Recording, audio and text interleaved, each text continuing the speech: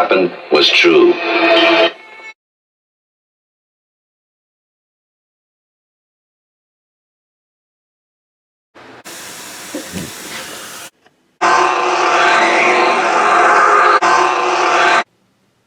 Salutations all.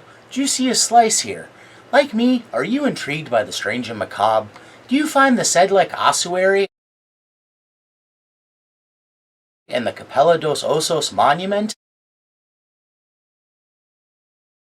the height of artistic interior decor outside the Texas Chainsaw Massacre films? Utilizing human skeletons? Do you look at elaborate skull and bone chandeliers with awe and wonder, or maybe even a little mesmerized? If so, then maybe you'd be interested in a deep dive. No?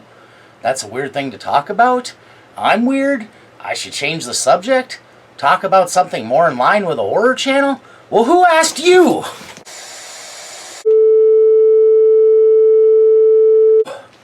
Fine. You know why I'm here. For ages, the Texas Chainsaw Massacre has been my favorite horror film. Why do I hold steadfast to this view when there are so many other great classics, cult favorites, and sick flicks, including a powerful sequel? Hey, lick my plate, you dog dick! Sorry, I meant no offense. Dog will hunt. We okay? Rain. I'm just gonna move on. So, in regard to the first film, on the one hand I'm a fan of subtle dark humor, scathing social commentary, and the type of in-your-face brutality few films dare to achieve. On the other, the film taps into a paranoid and grim reality in which we are all trapped as we live our day-to-day lives. That is to say, we are subject to the possibility of extreme violence, even death, at any time. Sure, in the film the insanity and mayhem is dramatized in entertainment terms, and presents archetypical villains with odd idiosyncrasies that make them interesting, such as Leatherface's masks, hulking stature, and obvious fearful confusion.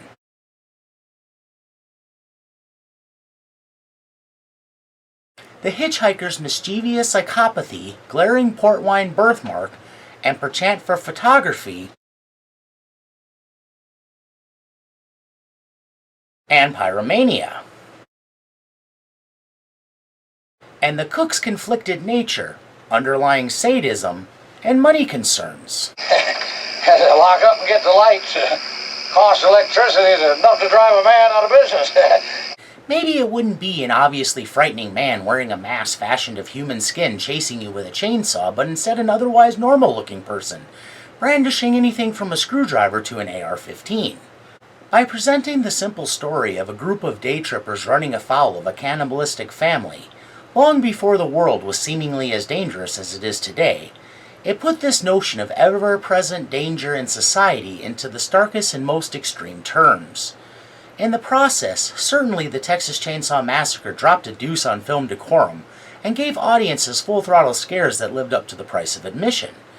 But could it be said that it's believable that after a victim escaped, in the process drawing other witnesses and a heap of attention to the infamous farmhouse abattoir, that the family could vanish and continue their murderous ways all across Texas, committing blatant kills ignored by the greater law enforcement community? Yep. One of those boys so wild sawed his own head off going 90 miles per hour. How did they eventually become award-winning food truck entrepreneurs? No secret, it's the meat. Don't skimp on the meat. Well, that's one theory. How were they able to reconnect with Chop Top, the hitchhiker's twin who was serving in the Vietnam War during the events of the first film? It's what the public wants! I don't want to hear that again! It's Nomland! This theory will look at the first two films directed by Tobe Hooper as their own timeline and continuity, mostly separate from the rest of the series, though I will reference other installments. To make this entirely clear, Texas Chainsaw Massacre 3D do your thing, cuz. Has no bearing in this, and much of this actually comes out of my hope for what that film could have been. The initial description made me imagine a sequel was being made picking up where the first film ended, and explaining the fallout, a bridge to part 2, not writing it out. I wanted to see how the family avoided exposure and who they may have killed in the process. I thought it was fertile ground for exploration, but instead we got the paint-by-numbers neo-slasher retooling the owners of the property foisted upon us. You can't fix stupid. From a modern perspective, the likelihood the family could flee before or even avoid capture seems impossible. First off, the farmhouse is isolated in a rural sense, but it is also right off of a paved road and very near the We Slaughter barbecue and gas station, a recognizable landmark, as well as the abandoned Franklin house. So it isn't so out of the way as to be untraceable. If you pay attention to the Texas Chainsaw Massacre: The Next Generation, although I understand if you don't want to, a whole town is cropped up right around the area. So though it's rural in a sense, there is ample human activity. The first film also established that there was quite an assemblage of victims' collected vehicles hidden behind the house under camouflage netting.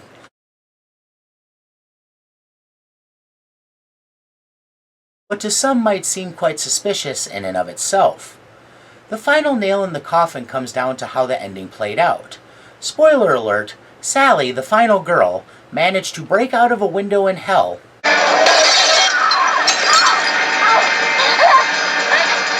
as she put it, escape the property and get to the nearby road, where she was also able to hysterically flag down and jump into the bed of a pickup.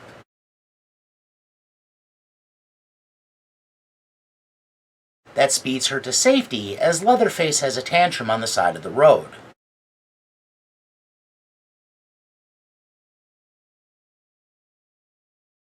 During Sally's race to freedom, an 18-wheeler christened Black Maria was also pulled into the chaos when the driver accidentally ran down the hitchhiker.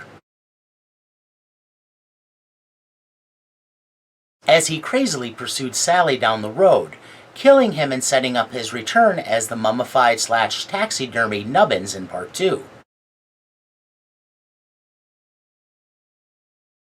Which is how I will refer to him henceforth.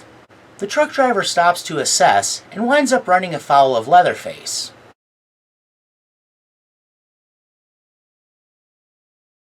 And flees.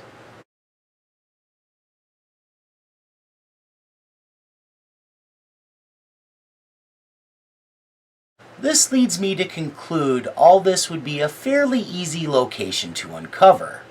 Yet the opening crawl of the Texas Chainsaw Massacre 2 concludes no evidence was ever found, not even enough to determine a crime had occurred. This all begins with Sally, more importantly how Sally was perceived. We know in this continuity she escaped, spouted crazy claims, and later fell into catatonia.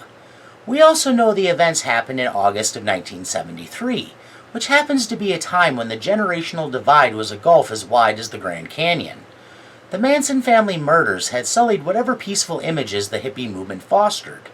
Not to mention, in reaction to the draft and ongoing conflict in Vietnam, many of the younger generation were openly protesting the war and questioning the government, a stance many older people found intolerable and indefensible. Basically, the generations had drastically different values and viewpoints that could have contributed to how officialdom judged a freaked-out Sally.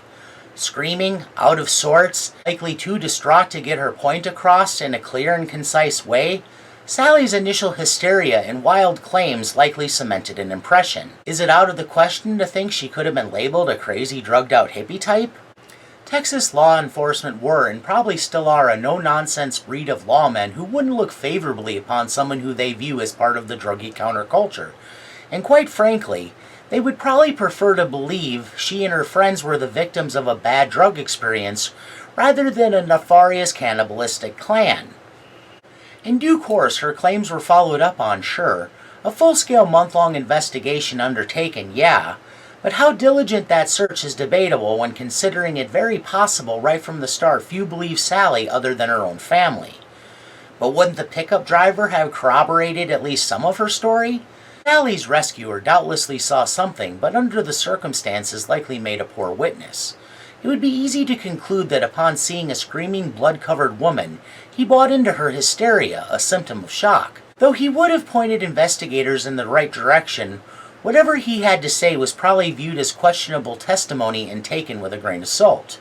I doubt any description he might have given about Leatherface's appearance would bolster his argument. A man in a suit and tie, in some kind of weird mask, swinging a chainsaw at dawn? Wouldn't Sally's plethora of wounds back up her story? She was certainly covered in injuries, among them straight razor slashes, compliments of screwball nubbins.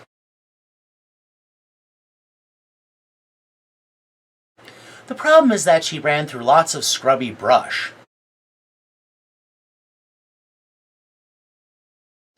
Meaning medical professionals doubtful of her claims could interpret those wounds as damage from that.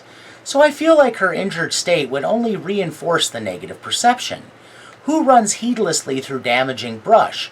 Someone in a drug-fueled frenzy, that's who. The next part of this revolves around the cook.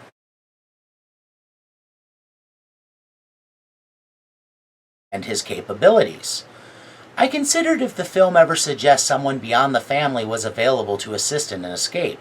If there were, I don't believe they were part of the family's criminal activity, and even if they in some way assisted, had no idea what was going on. For instance, there's an attendant at the gas station.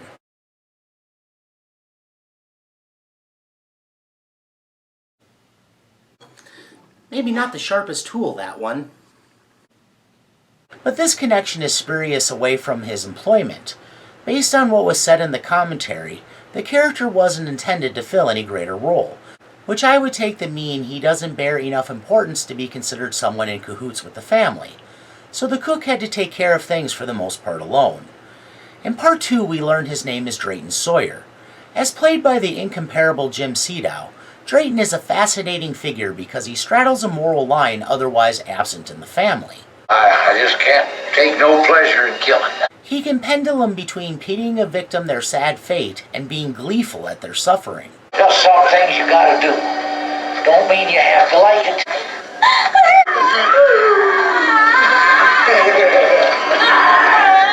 Even if on some level he feels victims should be spared pain and terror and granted fast deaths, he has little problem stealing their very lives, dismembering them, an action many religions find blasphemous, and processing them into food and feeding them to others, something truly disgusting. Big pre-game lunch tomorrow means a ton of croissant sandwiches. As someone who's catered, I'm surprised any of their food is edible, but maybe in Texas they just have stronger constitutions than a northerner such as myself. I know Tex-Mex does a number on me. With scruples firmly compromised, even in part 1, Drayton is an example of a consummate business person. Maybe thinking of human beings in terms of cuts of meat and profits offers him detachedness from he and his family's villainy, helping him reconcile their more dastardly actions against his undeniable but mostly suppressed moral compass. By part 2, it's clear that for him business is business and conscience has no place, as exemplified by what he plainly states. Man builds a good sturdy trade by hooking and crooking. And kerflooey! The gods just kick him right in the balls. This speaks volumes about the evolution of his character and personal ethos, and I think it reflects a grittiness he gained when he faced what had to be one of the worst days of his life. Without being a strong figurehead, his unwieldy misfit family members likely would have gotten them all caught long ago. Based on Drayton's ease with lying and apparent magnetism, as demonstrated in part 2 with his popularity as the proprietor of the last Roundup Grill. I think he's kind of cute. The last Roundup Rolling Grill chef, Drayton Sawyer! It seems likely his life tailored him to bamboozle the unsuspecting, making him a proficient manipulator. In the wake of Sally's escape, I assume Drayton acted quickly and pragmatically. I think it's easy to surmise damage control would be second nature, and though this was a huge event, he would be tempered to keep his cool. Luckily for him, piecing together Sally's claims, getting a statement from the pickup driver, and launching the investigation bought him time and room to clean up and devise deflections and explanations. But I don't believe as one might think that the family cleared out immediately. How could they?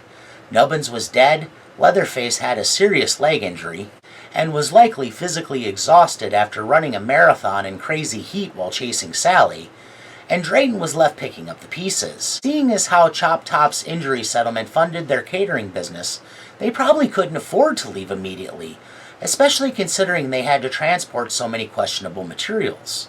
In some ways, Nubbins being killed may have aided Drayton because it was obvious he had little respect for his authority. You can make him stop. No, he can't. And since Nubbins was a known traveling vagabond, his disappearance wouldn't be that noticeable. Drayton abandoning his business could draw unwanted interest, though. I suppose with the gas shortages and whatnot, it wouldn't be completely out of the ordinary to close overnight, but still, leaving might be noticeable to the wrong people. In the immediate aftermath, stalwart and steely fellow that he was, I suspect Drayton went into overdrive, hopped in his pickup, ordered Leatherface to get Nubbins' body out of sight, and drove down the escaping trucker. He would have confronted the man, assuaged him, and convinced him to get back in his semi, leave, and never speak of the events. Ditching an 18-wheeler would be no easy feat after all, not to mention not just anyone knows how to drive one. How could this be plausible? Even though it wasn't technically the trucker's fault, he did run down one of Drayton's brothers and had a violent encounter with the other. Drayton could have acted like letting the man just leave was a favor, a kindness, and that it wasn't the trucker's fault he got pulled into a trespassing situation that spiraled out of control. He could have said the girl already escaped, so she was of no concern to him. I don't necessarily feel it's relevant to mention that the trucker was a black man, but maybe that is important, since he likely wouldn't want to instigate an encounter with police out of fear he would be labeled a criminal himself, an accomplice even. Maybe he did go to authorities and was dismissed out of hand because he went to a station in a different jurisdiction. Whatever happened with him, and despite evidence of damage to his truck,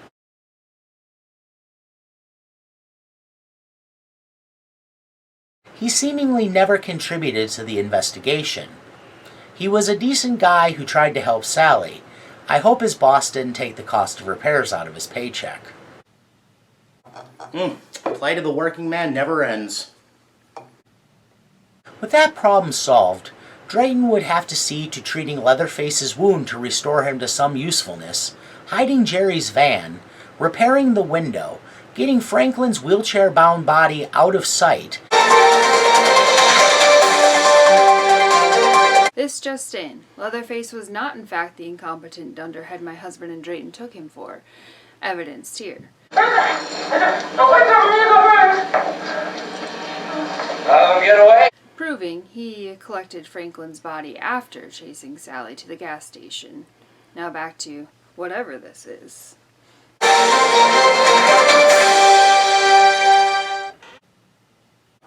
Well, that was weird. And then waiting to encounter police. Oh, and there was also this peskiness. Look what your brother did to that dog! The large blood smear in the road probably wasn't too much of a concern. There's roadkill all over Texas. Got that right. If and when investigators did show up, obfuscation would be key. How would Drayton proceed when questioned? With homespun charm, diplomacy, and what I term his aggressive nonchalance. I assume as a subtle but crafty gaslighter, he shrugged it all off and calmly lied through his teeth. I think of how he was able to almost instantly calm Sally.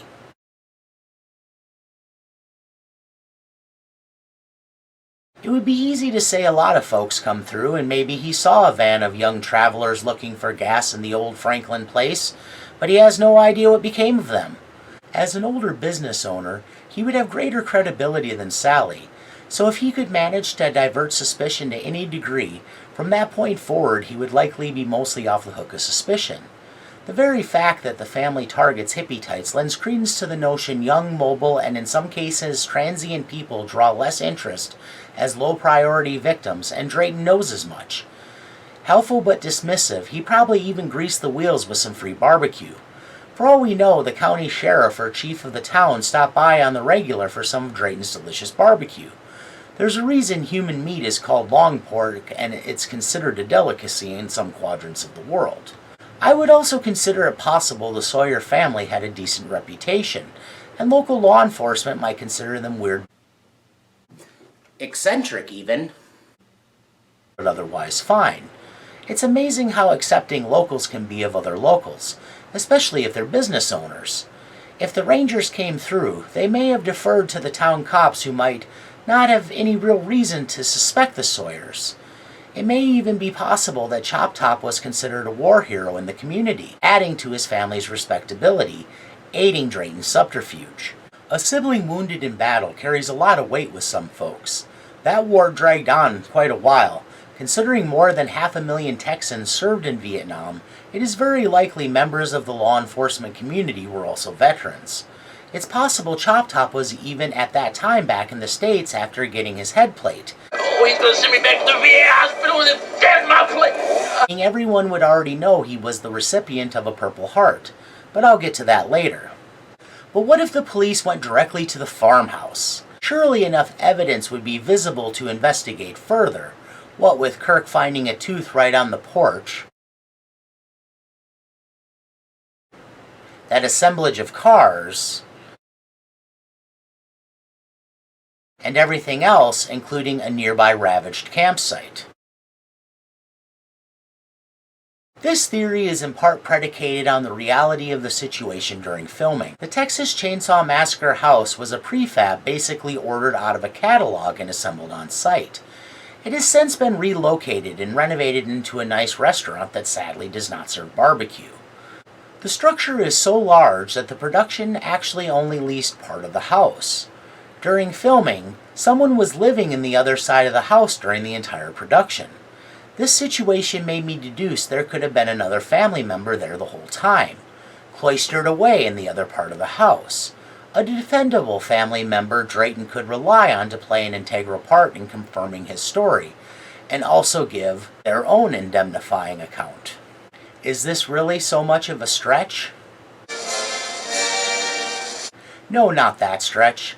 But I tell you what, if I was single, I certainly wouldn't throw her out of bed for eating crackers.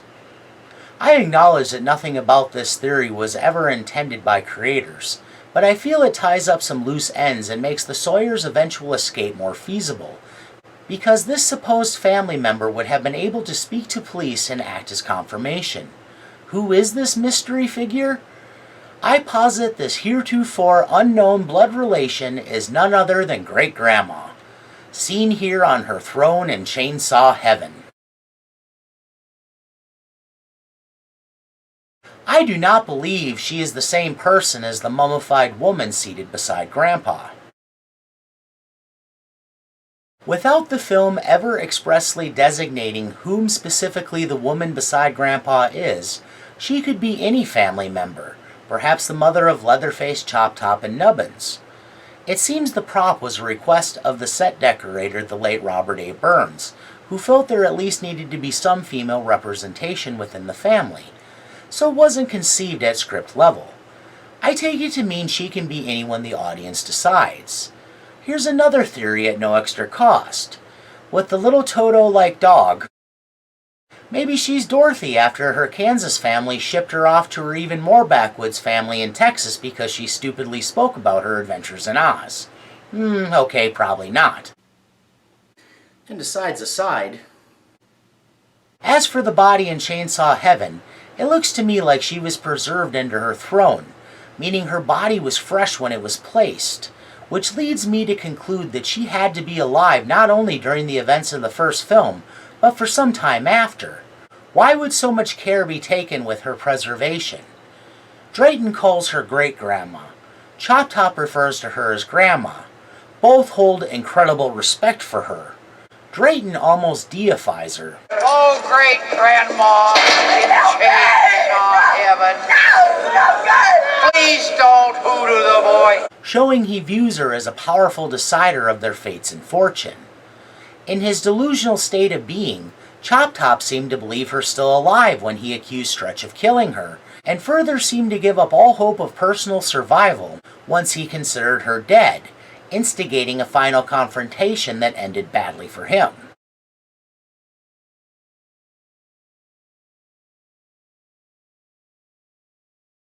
I take all this to mean Great-Grandma was a resoundingly strong matriarch, a mighty presence, and a commanding woman who could take psychopathy and other craziness in stride, while also able to navigate police meddling. Since generational divides overlap disgustingly in the Sawyer clan, Drayton could very well be Leatherface and the twins' father and uncle rather than their brother, his sister being their mother, and I don't even want to consider what it would mean if he was their brother and father. Who's to say great-grandma is a distinction of age and not respect? Who's to say how exactly she's connected to him? Perhaps she's Drayton's mother, grandmother, or sister-aunt. When things went sideways, it's possible she was extremely instrumental in their escape, which inspired some of her family's high esteem. Maybe an involuntary tick on Drayton's part perked suspicion and sent police to the house to double-check his story, requiring a powerful ally. I mean, one look in the wrong window.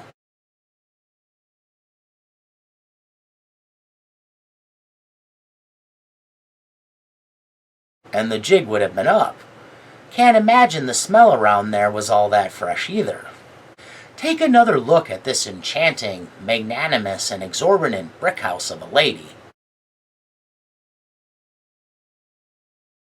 Isn't that the ostentatious face of a woman who's a bit of a go-getter, a bit in charge, a bit domineering, a bit intimidating, a bit of a force of nature, a bit vile and murderous?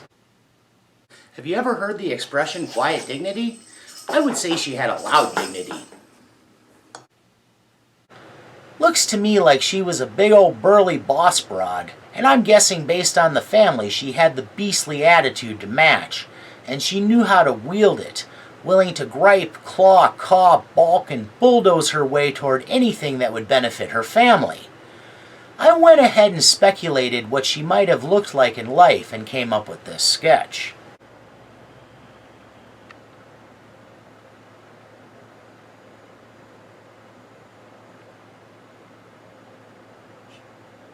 I would gather Great-Grandma was awaiting the authorities' arrival, maybe seated out on the rail swing, so she could blindside them and immediately take control of the situation. An example of old Southern charm, she probably greeted them with a curtsy akin to a Texas dip, seemingly respectful and accommodating. From there, she led the way, wrangling the investigators, diverting where they searched, controlling what they saw.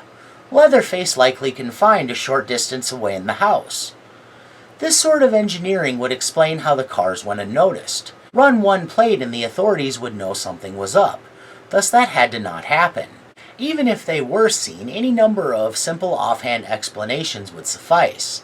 Backyard mechanic chief among them. Maybe they were trying to invest in old cars. Whatever lies she told, she sold with powerfully realized confidence, likely due to feeling grossly irreproachable, since to the Sawyers nothing they do is wrong. Drama and toxicity a way of life. I don't think any member of the Chainsaw family in any incarnation could be accused of being exactly sane. I'm gonna service you real good, man.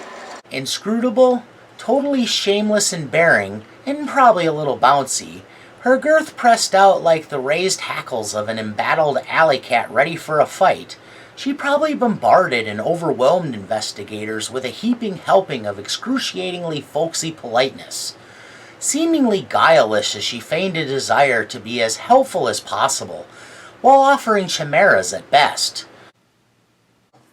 Being respectful of their elders, I'm assuming the lawmen got roped into being patient with her and humoring her, probably thinking she was a little addled.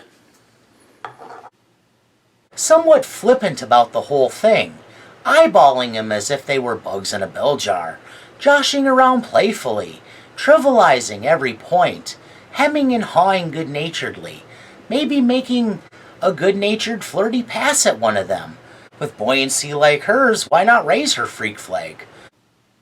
Hey, that might be taking it a tad bit too far. Let's keep it appropriate. Not mincing words while telling unrelated personal anecdotes, perhaps dropping hyperbolic quips like, "I'd sooner rip out my own tongue than tell a lie," a little lecturing about the way things used to be, blither-blathering about her health and longevity, constantly changing the subject to talk of unrelated matters, running circles around details with puzzling word salad, pleasantly unpleasant as all get out, never exactly denying or confirming anything. showing a touch of upright belligerence at hint of accusation, stubbornly exhibiting little recognition of personal space,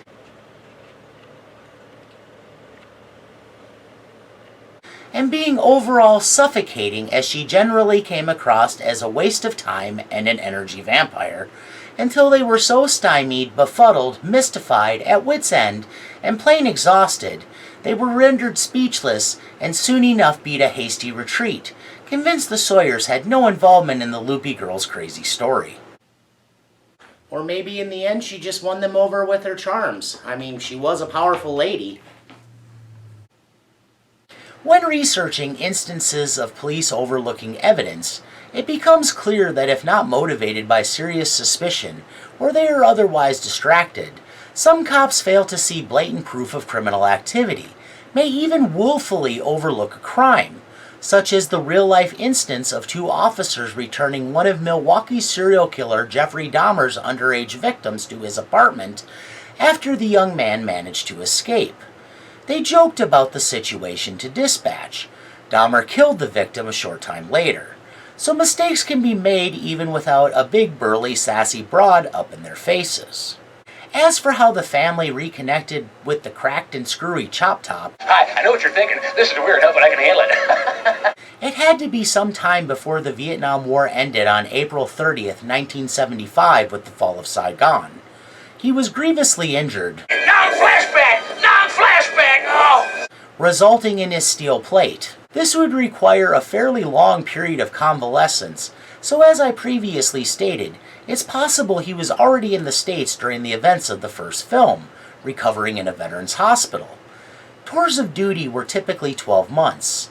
There's no way to know if Chop Top re-enlisted, so we would have no idea how many tours he served, but I suspect more than one.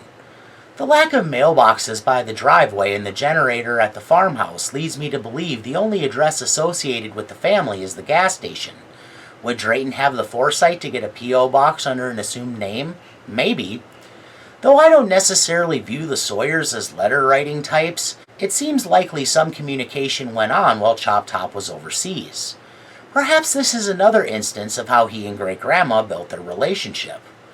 Regardless, I speculate he returned home not too long after the events of the first film, and by home I mean the infamous farmhouse, for no other reason than that Drayton couldn't possibly fund or physically undertake such an endeavor as moving all the physical evidence and Grandpa with only Leatherface and Great-Grandma's help. From there, Chop Top funded the family's relocation, ultimately bankrolling their business and bringing them to the defunct Texas Battleland amusement park, something he seems to take joy rubbing in Drayton's face. My plate, Mr. Big Shot. Maybe you forgot. This pro don't bankroll this food business. No lucky goose with a machete, no head wound. No head wound, no fancy rolling, grilling go-go. In final analysis, using terminology like jumping out of a window in hell, it's likely Sally minimized her own credibility because it lent to the idea she had a profoundly bad psychedelic experience. In the end, it seems all too reasonable the majority of law enforcement chalked the whole thing up to Sally and her friends experiencing a bad trip, and while Sally managed to wander back to civilization, her friends and their van were lost. Classic victim blaming. Tisk tisk. The disrespect his peers and media showed Sally's uncle for pursuing the phantom killers he believed responsible for his nephew's death and niece's downward spiral. You're just a joke in this morning's paper. Cowboy chases chainsaws 14 years. Dallas police refuse comment like you're, hung up on something crazy. His insight into how little credence Sally was given. Unfortunately for her, statistics work against her. A sad truth is that people go missing without a trace all the time for a wide variety of reasons. In 2020, 540,587 people were reported missing in the U.S. alone. Certainly only a small number met a nefarious end and most were recovered without incident, but that number alone is enough to consider how anyone can just vanish. I believe it was concluded Sally's brother and friends managed to get lost and in the process died, death by misadventure, as it is colloquially stated on death certificates, such as the real-life fate of the Death Valley Germans, a group of tourists that vanished in the summer of 1996, and whose remains were not found until 2009 despite their approximate location being known. There are numerous true stories of the remains of the missing being found in vehicles submerged in lakes or at the bottom of ravines, years or even decades after their disappearances. With the vastness of South Texas, it would be easy for one van to vanish, a needle in a haystack, well, the size of Texas. Even limiting the search wouldn't necessarily yield results in a place so vast. What's indisputable is that no matter what went down, the Texas Chainsaw Massacre, with its simple template and taboo-pushing scares, turned the world on its ear and changed horror forever. In filmland, all that it takes to warrant a sequel is success, so logic and explanation really don't matter. It's all up to a writer to conceive something compelling. In any case, if any flick deserved a sequel, it was the Texas Chainsaw Massacre. So all that was said as a segue into talking about a continuity issue that in some way might make this whole argument moot, not totally pointless. See, there's another thing about Part 2's Crawl. It claims the van from the first film was a Volkswagen when it was clearly a Ford. This small detail might signal that the events of the first film's ending have been streamlined through retconning, and only what is stated in the Crawl is canon, which was only that a bloody and distraught Sally was found on the side of a farm road. Though it could also just be because Volkswagens were the quintessential hippie vans associated with the era. Yeah, I'll go with that. Well, that about wraps it up. If you made it this far, thanks for humoring my ramblings. Please share any refutations, thoughts, accusations, japes, or other ideas in the comments below. I would also encourage you to check out chainsaw content on some other channels. Among other related videos, Josh of Movie Timelines has a terrific unanswered questions full of excellent insights. All a terrific watch, your friendly neighborhood Uncle Pete covered all of the films in his Nails in the Coffin series. I also highly recommend Dr. Wolfula's various reviews and reviews, as the Texas Chainsaw Massacre is also his favorite horror film. And finally, a new channel I recently discovered, Disturbed QE, has a stellar video in which he discusses if Leatherface's actions in the first film would be justified under Texas's stand your ground law. I believe he slips the straitjacket and they have to allow him to record before they can get it back on. Anyway, please join me next time when I discuss what I consider a marvelously weird film, Clive Barker's astonishing directorial debut, the flick that made black leather, piercings, and chains vogue, the gruesome classic Hellraiser. And remember, it's just a hard-shell peppercorn. Bye! And with that,